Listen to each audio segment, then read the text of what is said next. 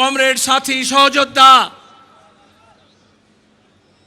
যারা দূরবীন দিয়ে লাল ঝান্ডা দেখতে পাচ্ছিল না, আজকে আপনাদের এই ব্রিগেডে মেহনতি মানুষের সমাবেশে তাদের বুকে কাঁপন ধরেছে। আমরা কাউকে ভয় দেখাতে আসিনি।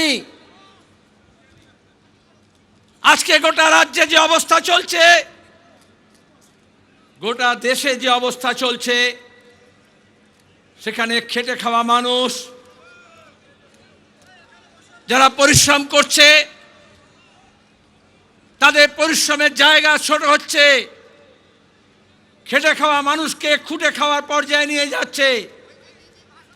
আর যারা লুটে খাচ্ছে, তারা লুটের বাজার বড় করতে চাইছে।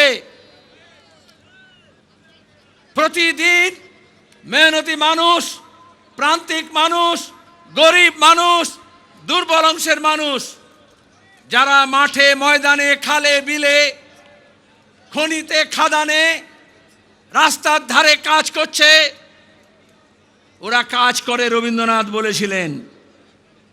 আজকে মোদি মমতার সরকার এই কাজ করার জায়গাটা ছোট করে দিচ্ছে। কোন কেন্দ্র সরকারের দপ্তরে, কোন রাজ্য সরকারের দপ্তরে নিয়োগ হচ্ছে না, নতুন কলকারখানা হচ্ছে না। আর যদি বা পুলিশে আর শিক্ষকে নিয়োগ হয়, সেখানে দুর্নীতির পাহাড়। সুপ্রিম কোর্ট পর্যন্ত আমাদের রাজ্যের মুখ্যমন্ত্রীর নাকে ঝামা ঘষে দিয়েছে। গত 2 বছর ধরে, 3 বছর ধরে তিনি যে ন্যাকামি করছিলেন, আজকে মানুষ বুঝতে পারছে। 26,000 জনের চাকরি গিয়েছে। আমরা দেখেছি মেডিকেল কলেজে আরজি করে ওই পিজিটির কিভাবে নৃশংসভাবে খুন হলো, ধর্ষণ হলো। লাখ লাখ মানুষ, বিশেষত মহিলারা, তরুণ প্রজন্মের ছেলে মেয়েরা নামলো রাজ্য জুড়ে। ইনসাফ চাই, বিচার চাই। আর কেন্দ্র রাজ্য সরকার উভয় মিলে ঠিক করলো, কলকাতা পুলিশ আর সিবিআই এক লাইনে দাঁড়িয়ে গেল, বলল আইনে বিচার হবে না, লাইনে চলবে। যারা বলেছিল এই বৈশাখ মাসে তপ্ত গরমে দুপুর বেলা ব্রিগেডে কি করে হবে, আমরা বলেছিলাম, কেউ আগে ভেবেছিল লাখ লাখ মহিলা মধ্যরাত্রে 14ই আগস্টে ইনসাফের জন্য, বিচারের জন্য, আরজি করের মাথা ধরার দাবিতে রাস্তায় নামবেন। তাহলে রাজ্য পাল্টাচ্ছে। মানুষ নিজের অধিকার বুঝে নেওয়ার জন্য, হক বুঝে নেওয়ার জন্য সোচ্চার হচ্ছে। 2011-র পরে এখানে যখনই আমরা ব্রিগেড দেখেছি, রাস্তায় কত আক্রমণ, বাড়িতে হামলা, হুমকি, যে বাসে করে এসছে তার উপরে হামলা। কলকাতায় সমাবেশ হয়েছে, নির্লজ্জ কলকাতার পুলিশকে দিয়ে সেই বাসগুলোকে ভাঙচুর করা হয়েছে। এখন আর কিন্তু সে অবস্থা নেই। দিন পাল্টাচ্ছে, তার আগাম বার্তা এসছে। কোচবিহার থেকে কাকদ্বীপ কারুর মুরদ হবে না, লাল ঝান্ডার গায়ে হাত তুলবে 2025 সাল। খেটে খাওয়া মানুষ, গরিব মানুষ, সবহারা মানুষ যখন এক কাট্টা হয়, তার যে শক্তি, সেই শক্তির মোকাবিলা কেউ করতে পারে না। এজন্য আজকে বিজেপি আর তৃণমূল এই খেটে খাওয়া মানুষের ঐক্যকে ফাটল ধরাচ্ছে। মুর্শিদাবাদে যা হলো, মালদায় যা ঘটাতে চাইল, এই রামনবমী, ঈদ, জামিয়াতুল আলবিদা, জুম্মার নামাজ, তার সঙ্গে হনুমান জয়ন্তী, আমরা দেখলাম বিধানসভার মধ্যে, লোকসভার মধ্যে, জনসভাতে, প্রেস কনফারেন্সে, টেলিভিশন চ্যানেলে বসে বিজেপি আর তৃণমূল এ বলে ঠেসে দেব, ও বলে ঠুসে দেব। বিজেপি টিএমসিকে ঠুসে দিচ্ছে না, টিএমসি বিজেপিকে ঠুসে দিচ্ছে না, মেহনতি মানুষের ঐক্যকে ভাঙার জন্য চেষ্টা করছে। একটা হিন্দি সিনেমায় একটা ডায়লগ ছিল, নায়ক বলছে, হাম তুমকো পানি মে ডুবো কে মার দেंगे। ভিলেন বলছে হাম তুমকো পানি পিলা পিলা কে মার দেঙ্গে, আর লোকেশনে হাততালি দেয়, কিন্তু আসলে ওই দুজনের ডায়লগ একজনই লিখে দেয়। ওইভাবে বিজেপি আর তৃণমূলের যে নেতারা একে অপরকে বিরুদ্ধে প্রতিদিন গালাগাল দিচ্ছে, প্রতিদিন নাটক করছে, আসলে ওদের স্ক্রিপ্টটা একজনই লিখে দিয়েছে, তার নাম হচ্ছে আরএসএস এর মোহন ভাগবত। কদিন আগে এসছিলেন এই রাজ্যে, 2026-এর নির্বাচন, তার আগে বিজেপিকে কি করতে হবে, তৃণমূলকে কি করতে হবে বলে গিয়েছেন। মুখ্যমন্ত্রী হন ইন্ডোর স্টেডিয়ামে, আর ইমাম মসজিদের মিটিংয়ে হোক, আর ওই বিরোধী দলের নেতা যে তৃণমূলে সাজানো আছে, যে কিষাণজিকে নিয়ে এসে, মাওবাদীদের নিয়ে এসে সিদ্দিকুল্লাহর প্রতি কৃতজ্ঞ থাকবে বলে লাল ঝান্ডার মানুষকে, কমিউনিস্টদেরকে খুন করেছিল, আজকে সে মহান শাস্তি চাইছে। কেন কলকাতা পুলিশ, কেন রাজ্য পুলিশ, যারা ঘৃণার ভাষণ দিচ্ছে, যারা উস্কানি দিচ্ছে, যারা প্রতিদিন হিন্দু মুসলমানকে লড়ানোর চেষ্টা করছে, মমতা ব্যানার্জি পুলিশ মন্ত্রী, কেন একটা মোকদ্দমা হলো না ঘৃণা ভাষণের বিরুদ্ধে?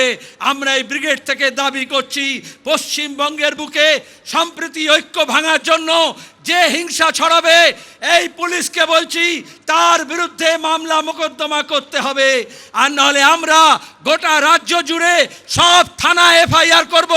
দেখব মমতা ব্যানার্জির পুলিশ 2011 থেকে আমাদের কর্মীদের বিরুদ্ধে মিথ্যা মামলা দিয়েছে হাজার হাজার। এখানে অনেকে আছে যারা ঘর ছাড়া হয়েছিল, জেল হয়েছিল, জরিমানা হয়েছিল, হামলা হয়েছিল, মিথ্যা মামলা হয়েছিল, আর তারপর নিজের মালিকদেরকে বলেছিলেন মমতা ব্যানার্জি, দিল্লিতে ওয়াশিংটনে যারা বসে আছে, মুম্বাইতে যারা বসে আছে, সব ঠান্ডা করে দিয়েছি, লাল ঝান্ডা শেষ হয়ে গিয়েছে। ওরে লাল ঝান্ডা একটা 1.5 গজের কাপড়ের টুকরো না, কোনো কর্পোরেট কোম্পানির ইলেকট্রাল বন্ডের টাকা দিয়ে, চিট ফান্ডের টাকা দিয়ে এই কাপড় টুকরো কেনা হয়নি। ক্ষেত মজুর, দিন মজুর, একটা হকার, বস্তিবাসী, কলোনিবাসী, উদ্বাস্তু মানুষ,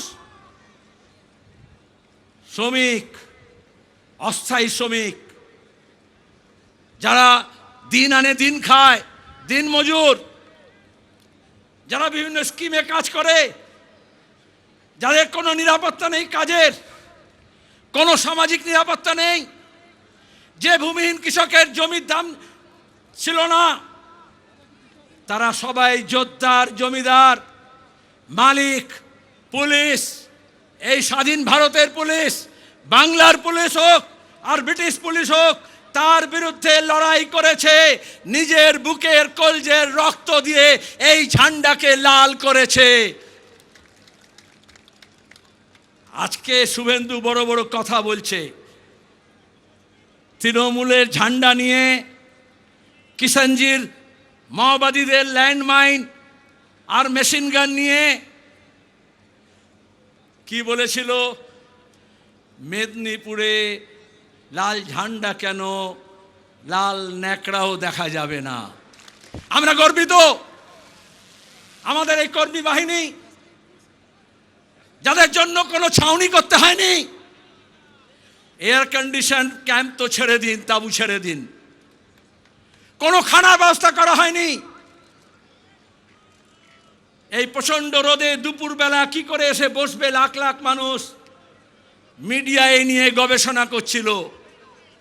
এই বাংলার দিশা পাল্টাতে, দশা পাল্টাতে আজকে আমাদের প্রকৃতিও সহায়, আজকে এত তপ্ত রোদ হয়নি, মেঘের চাদরে মুড়ে দেওয়া হয়েছে।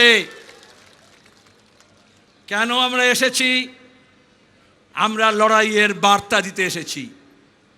এখানে লড়াই শেষ না, আজ থেকে লড়াই শুরু। মানুষের যে দুর্দশা আজকেও দেখেছেন, খড়গপুরে ওই রেশমি মেটালিক্স, যা তৃণমূলের নেতাদের তোলা দিয়ে কারবার চালায় আর জমি দখল করে, সেখানে দাঁড়িয়ে ধসে 3 জন শ্রমিকের মৃত্যু হয়েছে। আমি সেদিন গিয়েছিলাম মুর্শিদাবাদের শামশেরগঞ্জে, সুতির সাজুর মোড়ে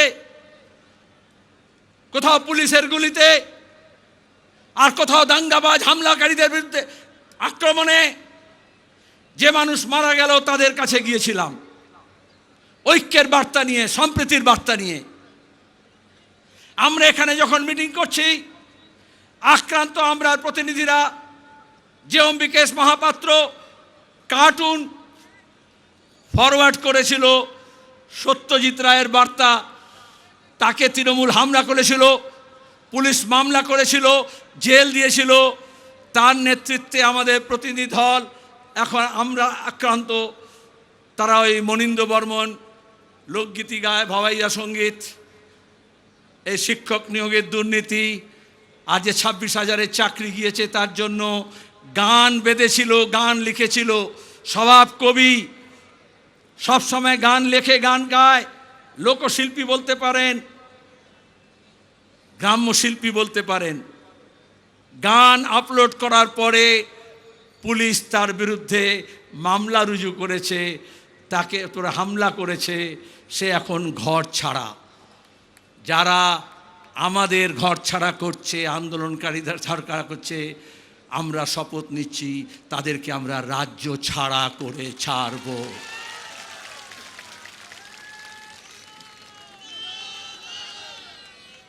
সুপ্রিম কোর্ট বলছে, দেশের আইন বলছে, প্রতিদিন মোদী সরকারকে চপেটাঘাত করছে।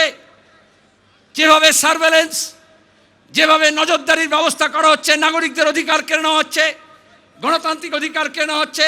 আপনি কি খাবেন, কি পরবেন, কোন কথা বলবেন, কার সঙ্গে যাবেন, এই সব নাকি তারা ঠিক করে দেবে।